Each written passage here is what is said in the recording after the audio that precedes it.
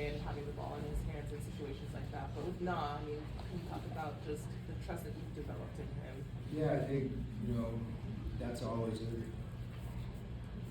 get a game time decision, in-game decision, as it's going down, and you get a rebound, you have it in someone's hands that can push it. And the defense doesn't get a chance to get set, the defense doesn't get a chance to substitute, and feel the same way about Nikhil.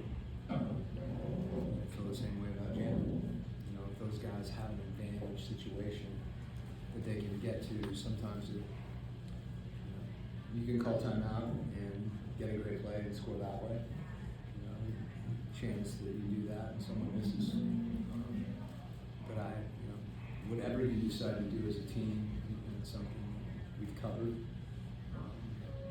It's a different situation, you need an outlet pass, whatever the case is, you want a timeout, but it does go to having confidence in those guys and how hard they work. And again, so we talk about it and they're behind each other and want to get a good shot. Coach Jock obviously had a fantastic game in his first game. Hits the big three at the end, but he also had 6 offensive rebounds and 4 blocks. I mean, for what this team has needed, how sort of exciting is it to have someone who can really help in those 2 areas? Yeah, I mean, we've been playing with a smaller front court for the season. And particularly tonight with O out. When I say that, I thought Asa did a terrific job.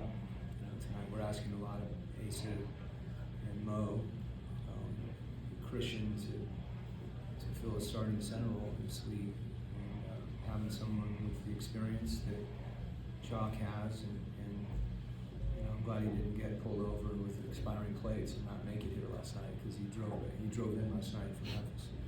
And I asked him today, he's like, ready to go, I want to throw you in there. And when we found out that Onyeka wasn't playing, that became even more important, and obviously he responded and made an impact on the game, as you said, in a lot of ways.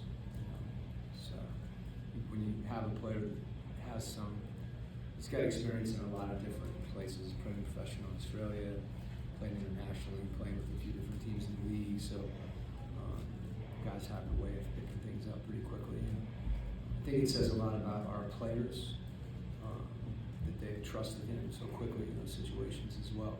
And it's a credit to him and to our guys, because it was a tough game. It was hard games. The team has guys out and is playing or loose. So it was really, really good win.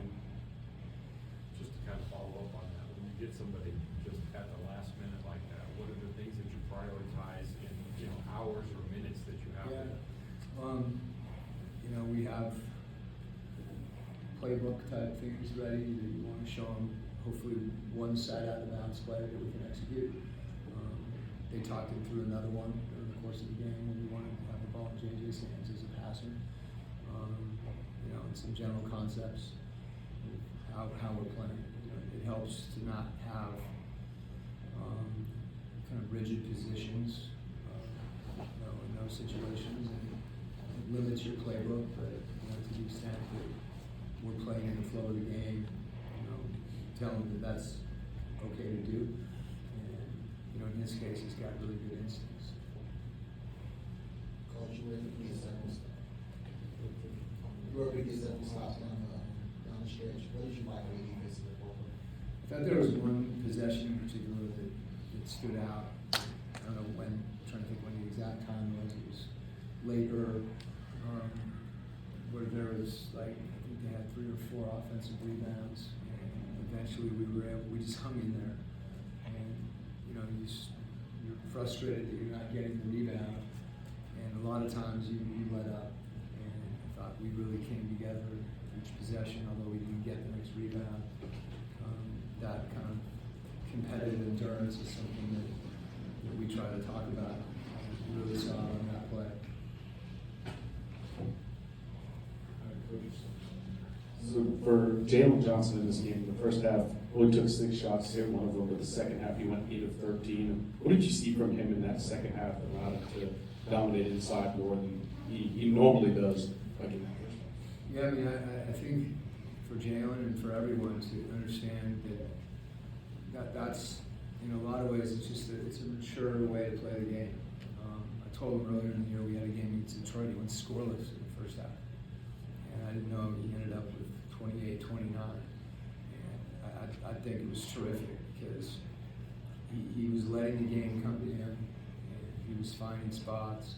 When we had dead ball situations, we tried to run plays for him, which we obviously want to do, but he had someone, I mean, I don't know how many assists he had in the first half. He was making the right basketball play. And he was playing really efficiently because of that. And over the course of the game, you know, the opportunity to score became, that was there. And he took advantage of that. There's going to be games where Jalen doesn't get a triple-double and plays a great game. And to the extent that, our guys, to get hung up on statistical stuff, really, I think, can make you a less efficient player. The way that we used him, he's going to get those, and we want him to get them. But his being able to kind of feel the game and make high percentage plays, and then it's a high percentage play when he goes to the rim. It's a high percentage play when I'm going to get on him because I thought there was a couple catch and shoot threes that he actually passed up. He wanted to take those too. So in that sense, just one of his better games, frankly, the way that the game unfolded and the way that he managed the game, not just for himself personally, but what he did for other guys on the field. Coach, we've seen the front office be very active over the last few weeks, whether it was the departure of Trey and then bringing over Corey and CJ. We saw Jock tonight, his impact, and during the game, some of the trades became official, so we know that Domingo will be here. We'll see Gabe Vincent here, Buddy Hield here. How excited are you with the level of creativity it will allow you to bring in the lineups, and just what are your thoughts overall on those new pieces? I think I'm going to let Ansi answer most of those questions, in due course, pretty soon. I think we've had literally about 5 different iterations of the team, and I thought our guys tonight with Jock having not had a practice or played, like the key thing for us is going to be continuing to grow together. As much as anything, it's about our group, and we'll continue to be out of group. And as I said, if you look at who we've played over the course of the year, it's changed dramatically. And I have so much trust and confidence in Ansi, and he'll be able to answer those things, more completely from his view, and then I'll have a chance to expand on it after that. Thank you.